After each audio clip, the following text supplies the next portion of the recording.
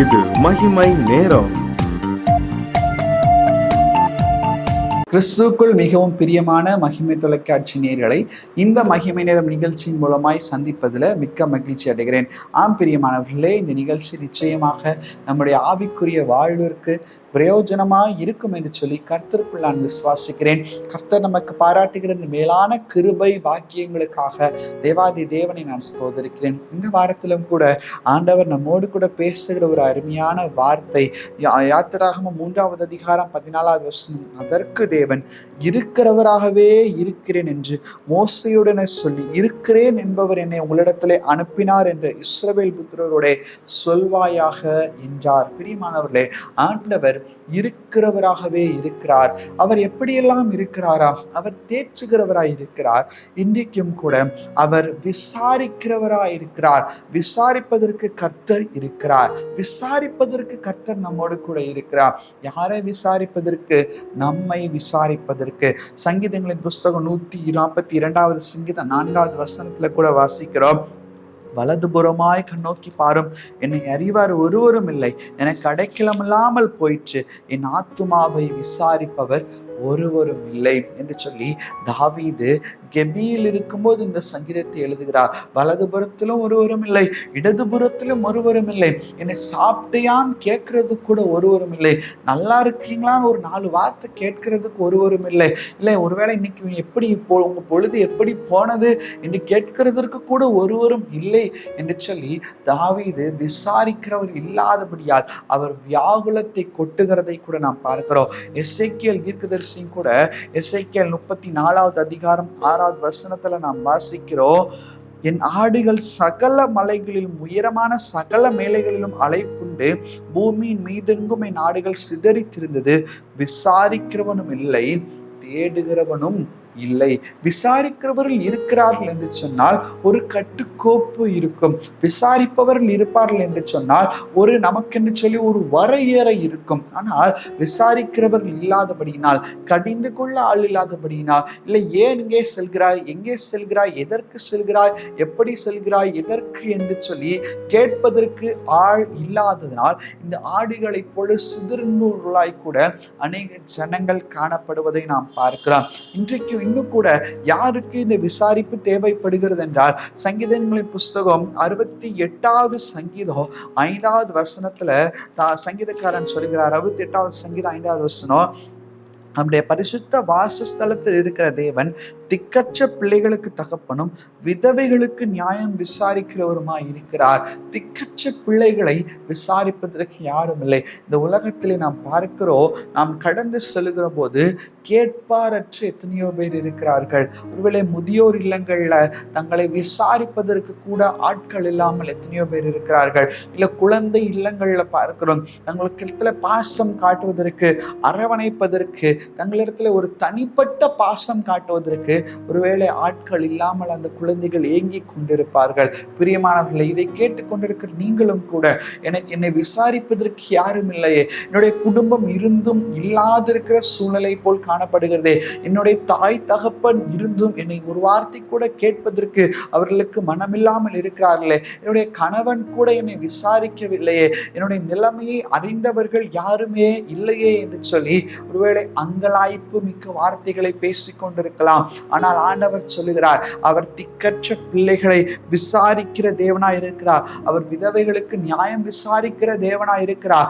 அவர் தேற்றுகிற தேவனாய் இருக்கிறார். எப்படி தேற்றுவதற்கு மேலாக விசாரிக்கிறவராய் கூட காணப்படுகிறார். பிரியமானவர்களே, அப்ப இன்னைக்கு நாம் யாரும் இல்லை என்பதை உணர்ந்து என்பதை பற்றி கவலைப்படாமல், எனக்கென்று சொல்லி ஒருவர் இருக்கிறார், என்னை விசாரிப்பதற்கு என்று சொல்லி ஒருவர் இருக்கிறார் என்கிறதான ஒரு மனரம்யத்தோடு கூட நாம் வாழ கற்றுக்கொள்ள வேண்டும். பேதுரு கூட எழுதும்போது எழுதுகிறார், 1 பேதுரு 5வது அதிகாரம் 7வது வசனத்துல, அவர் உங்களை விசாரிக்கிறவர் ஆனபடியினால் உங்கள் கவலைகளை எல்லாம் அவர் மேல் வைத்து விடுங்கள் என்று சொல்லி எழுதுவதை பார்க்கிறோம். இப்ப நம்ம என்ன செய்ய வேண்டும்?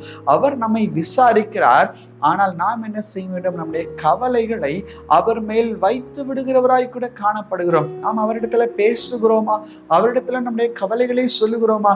அவரிடத்து கவலைகளை வைத்து விடுகிறோமா? ஒரு பொருள் வைத்து விட்டால் நம்ம இடத்துல அந்த பொருள் இருக்காது.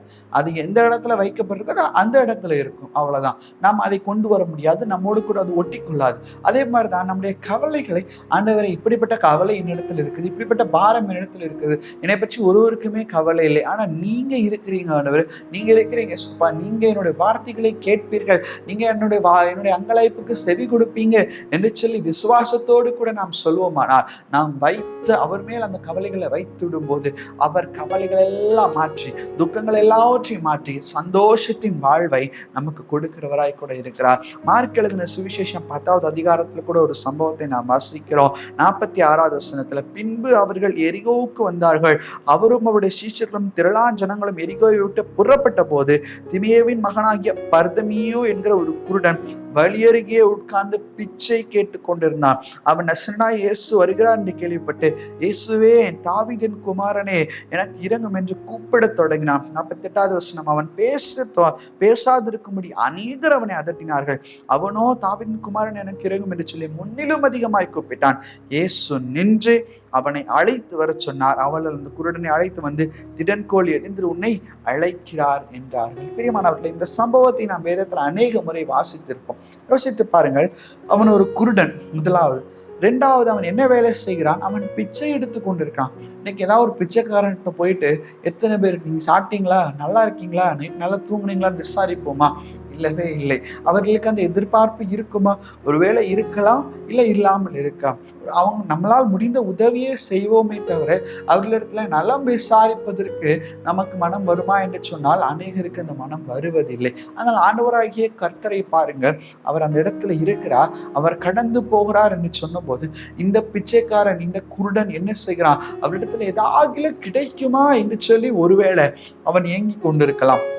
ஒருவேளை அவன் இறங்கும் என்று சொல்லி கூப்பிட்டது வேற ஏதோ நோக்கத்திற்காக கூட இருக்கலாம். ஆனால் ஆண்டவர் பாருங்க, இவன் பிச்சைக்காரன் தானே, இவனுக்கு ஏன் நம்ம இது பண்ண வேண்டும், இவன் குருடன் தானே, இவனை ஏன் நாம் கண்டுகொள்ள வேண்டும் என்று சொல்லி அவர் நினைக்காமல், அவர் தன்னுடைய சிந்தையை அப்படியாக செலுத்தாமல் அவனுக்கும் அவர் இறங்குகிறவராய் இருக்கிறார், அவனையும் விசாரிக்கிறவராய் இருக்கிறார். ஓ மனிதனை, நீ ஏன் கதறி கொண்டிருக்கிறாய், உனக்கு என்ன நடக்கிறது, உனக்கு என்ன வேண்டும் என்று சொல்லி அந்த மனிதனையும் கர்த்தர் விசாரிக்கிறவராய் இருக்கிறார். பிரியமானவர்களே, எந்த நிலையில் காணப்பட்டாலும், எந்த நிலையில் இருந்தாலும் எல்லாரையும் ஆண்டவர் விசாரிக்கிறவராய் கூட இருக்கிறார். இன்னைக்கு அப்படிப்பட்ட ஒரு நல்ல தெய்வத்தை கொண்டாடுகிற நாம், அப்படிப்பட்ட ஒரு நல்ல தெய்வத்தை நாம் கொண்டிருக்கிறோமே, அந்த தெய்வத்தைக்கு மறந்து நாம் எங்கே செல்கிறோம்? அவர் நமக்கு நல்ல தேவனாய் இருக்கிறார், அவர் நம்மை தேற்றுகிறார், நம்மை ஆற்றுகிறார், நம்மை விசாரிக்கிறார், நம்ம மேல் கவனமாய் இருக்கிறார்.